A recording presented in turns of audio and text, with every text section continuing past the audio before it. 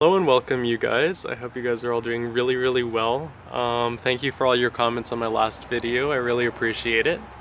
Right now I just wanted to talk about how to plant daffodils or narcissus. It's a very common bulbous plant that blooms in the spring that here in the northern hemisphere we tend to plant in October, November, and December. So I just have a whole bag of bulbs right here. I'll just stand up to show you. Right now I'm planting an assorted mix. So this is the assorted double blooming trumpet mix. I've noticed that a lot of the double blooming ones are fragrant, and I really love the fragrance of daffodil. It's very sweet, it's very pungent, it's just a real nice harbinger of spring. So I also have another thing here. I have some bone meal. So bone meal essentially just feeds the roots. It helps them retain and absorb nutrients more efficiently. And that's essentially just ground up pig ear bone, sometimes cattle bone, just like byproducts of the cattle industry. They just grind it up into this really thin kind of granular material. One thing I will say is this here actually does smell pretty bad. It smells kind of like shrimp. So just be careful if you guys have company coming over because it really does reek. Yeah, so I just wanted to show you guys a couple of things. So this here is just the basic anatomy of the bulb. When you're purchasing daffodil bulbs, you want to make sure that you get the biggest ones that you possibly can find and at a decent economic price. I think a pretty good price point for these guys is about 30 cents per mature large bulb, depending on the variety, obviously. If it's the King Alfred or the Dutch Master ones that are pure yellow, I would expect them to be a little bit cheaper. Just because they're more commercially readily available and they're a lot easier to reproduce. So yeah, so just some of the anatomy of the bulb. Here you have your scales. Here you have your top dorsal end of the bulb. This is your apical meristem. This is where you're going to get a shoot and all your growth. And this is the basal plate, and at the base of the basal plate is where your roots emerge. Yeah, so I'm just going to be planting them. I got this bed over here. I'm still clearing out, but I just wanted to show you guys how to how to just plant them. So these plants here need a dormant cycle. So they require a cold treatment to be able to initiate blooms. And for that reason, they do really well in temperate environments, where temperatures drop below freezing for at least 6 to 8 weeks. If you live in a hotter climate such as Florida or Texas or southern Mediterranean parts of Europe, I highly recommend storing these little guys and trimming the roots a little bit just so that there's not so much contaminant matter in a refrigerator. I recommend doing that for at least a month and a half just to get that cold period going, because that's what they need to initiate their blooms. So what I do is I like to use a really humus-rich soil. I like it to be very airy and very fibrous and just extremely well aerated, because these plants here tend to really kind of rot away and they don't tend to be very successful if they're too prone to moisture or overexposed to moisture. They tend to develop a little bit of heart rot and then you lose your crop. I want to say another thing about narcissus or daffodils. These guys are not edible. They deter rabbits, they deter deer. Not edible by any human standard. Yeah, you want to avoid eating these. Yeah. So a couple of tips I have are to just know what variety you're growing. Most daffodil varieties are approximately 2 feet tall, and they all have different bloom times as well. The vast majority of them here bloom in March, April, and May, some even into early June. This is a late blooming variety that blooms last week of May. Really late variety.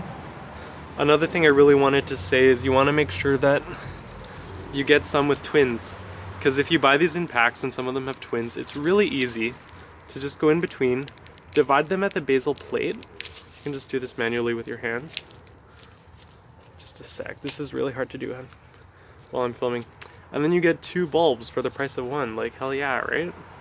And both of these should bloom. They have enough material that's been matured enough to be able to bloom for this upcoming season. So the reason why we plant these guys in the fall is because the fall has the perfect environment for this type of plant to generate roots and they need those roots to be well anchored into the soil before the soil freezes, their dormant phase, because then essentially they won't have a chance to really pick up in the spring, and there won't be enough root material to be able to feed the bloom stalks. So I just wanted to show you, I have a couple of these that have been healed in. Gotta find one. This is not one. That I have healed in over the course of the last season. Gotta see if I can find one to show you. Nope. I always grow bulbs in this bed. But I had a couple that I healed in over the season just to show you how they grow their roots, but I can't find it, so yeah. So what I do is I try to get rid of some of the outer scales just because they're a little bit of detritus material and it doesn't necessarily help the plant. If anything, it attracts mice and rodents. And then I'll get a site in the soil. I'll make it quite dry before I plant.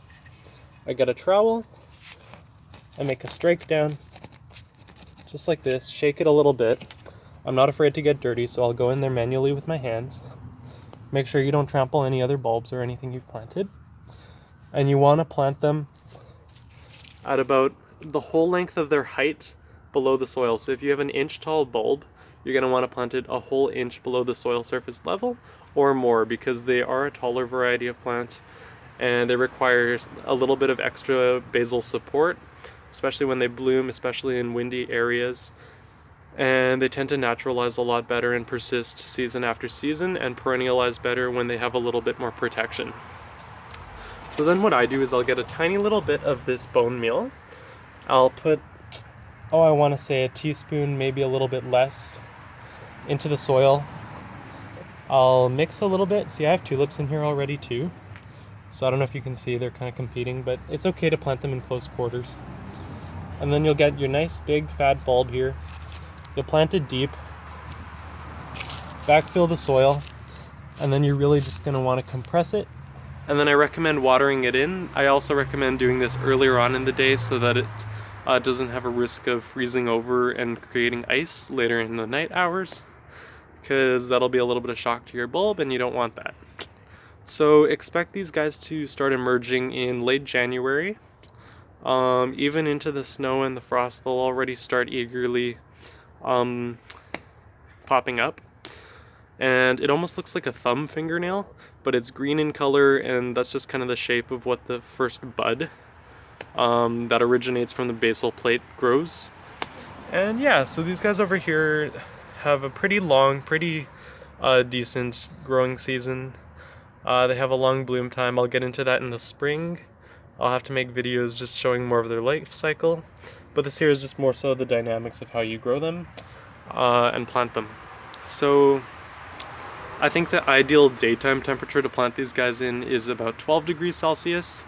The night time that's ideal to plant these is about 2 degrees Celsius. You don't want to wait till it's freezing outside, because then it just makes it hard to maneuver through the soil. And you want to give them enough time to produce those adventitious roots. And just know your variety. So this variety here says I need full sun. This is a fragrant variety. It's a late blooming variety. It grows to 16 to 18 inches tall, so a little bit under 2 feet, 40 to 45 centimeters for you guys who are using metric. And yeah, just know that try not to leave too many of the scales on the soil surface, just because this here really attracts rodents. These do self-compost. I recommend digging them down and then adding them to the soil material, just because it adds fiber. And yeah, I was a little bit long-winded with this one, but I just have a lot to say. They look best en masse, which means a whole bunch of them in one planting, and they tend to be more aesthetically striking when they're planted in odd numbers. So that's just my basics on how to plant Narcissus or daffodils. This applies to many other bulbs such as hyacinths. Southern hemisphere, you're going to want to plant these in your autumnal season, which I believe is March and April, I think. I'm not quite sure. But here you're going to want to plant them in October and November. I think October the 16th is the ideal time to plant them in British Columbia, where I live. And hopefully they'll give you many, many more years to come with many beautiful blooms. They naturalize ready and they produce offsets. Sorry, there's a garbage truck going by. And they naturally multiply for you, which is really nice too. So have a good one, you guys. Remember that these guys are not edible. They come in all sorts of shapes, sizes, colors, mainly warmer yellowy, orange, and white colors. They come in single, double, and triple blooms styles. And yeah, have a good one. I just think they're a super happy plant. And I'll shut up now. Have a good one, you guys. Thank you for the support.